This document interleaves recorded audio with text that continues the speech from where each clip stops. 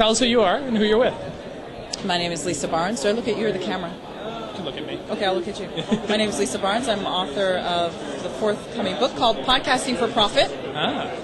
And what I do is I help businesses make money podcasting.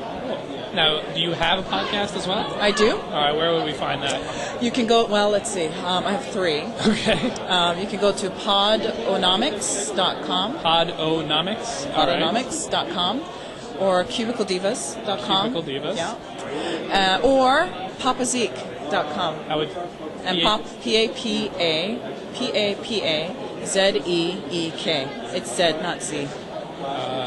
And where would the Z be coming from? Canada, I'm Canadian. Okay. I know. Blame Canada. So, what are you doing here? Are you talking about your book, or what are you doing here? Well, I led a session this morning on podcasting for profit. All right. And of course, I'm looking for material for my book. All right. But also, I want to educate the masses on, how you podcast for profit. Because right now there's 2 camps. There's podcasters who say, don't touch podcasting with any dirty money. And then the other camp says, well, I can't do this unless there is money.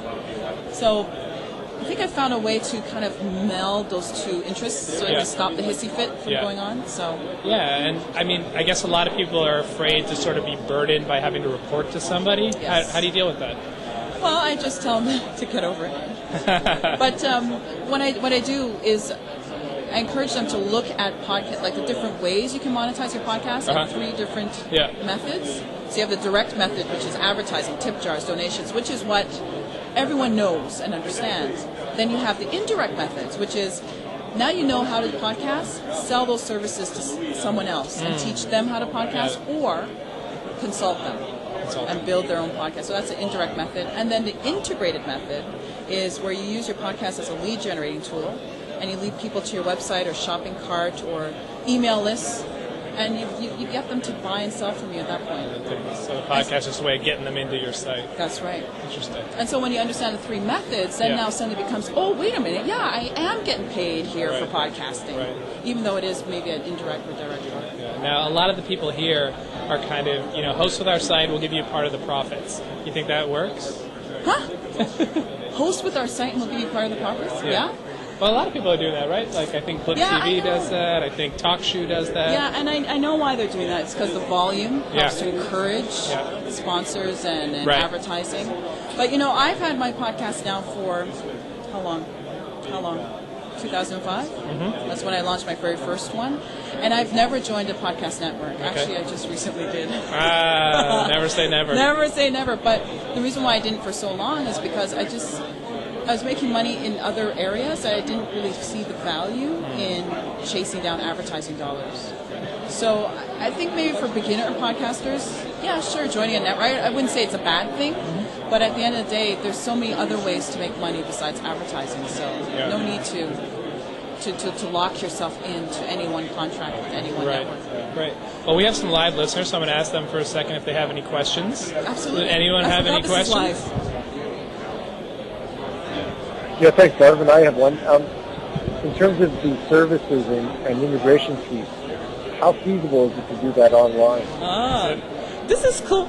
Yes. I can't believe this is live. Yeah. I completely forgot.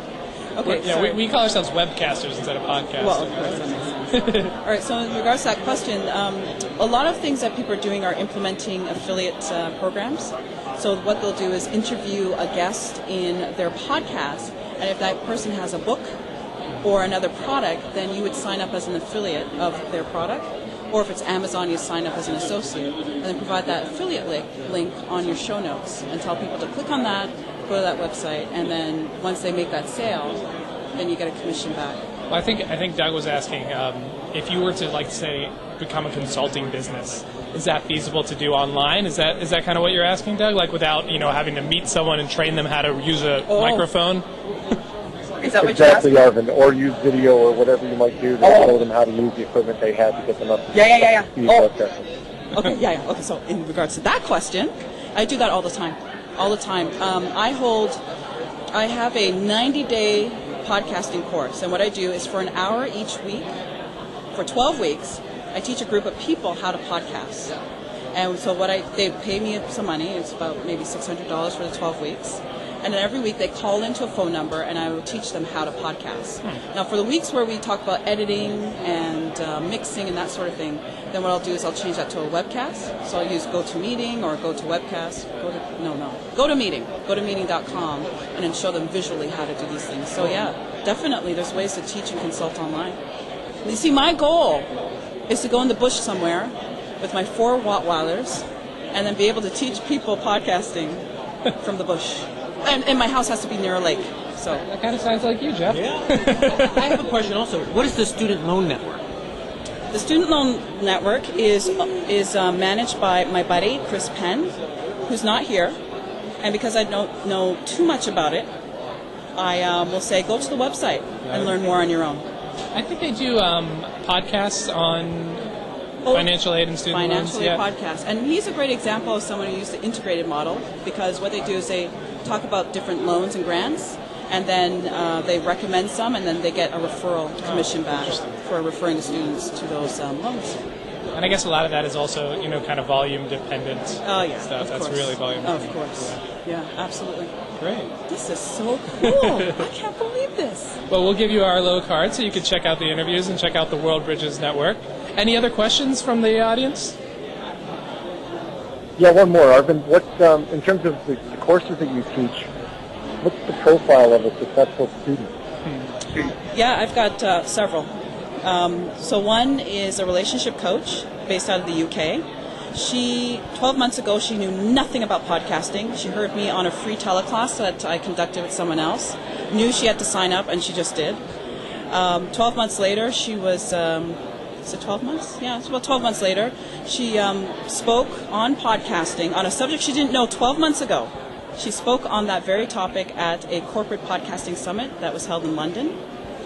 She was also listed in on the front under. She was a staff pick in iTunes for a podcast, which tripled her audience in just 24 hours. So she's one. Another person I worked with is a VP of a interactive agency in Toronto, and after he consulted with me, his podcast after 3 weeks was listed under What's Hot in the business and management section in iTunes.